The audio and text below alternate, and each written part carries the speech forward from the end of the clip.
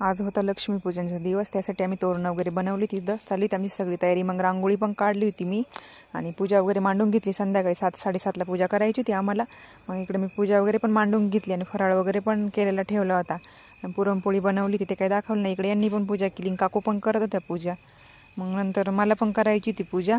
मी पोरांचं चाललं होतं, नाही मग फटाके उडवायचे म्हटलं, नाही आधी पूजा करायची मग फटाके उडवायचे म्हटलं, नाही का. आधी तर भरपूर उडून झाले, पण पोरांचं कसं असतं नाही का, उडवायचेच म्हटलं थांबा थोड्या वेळ. मग इकडे पूजा वगैरे झाली होती.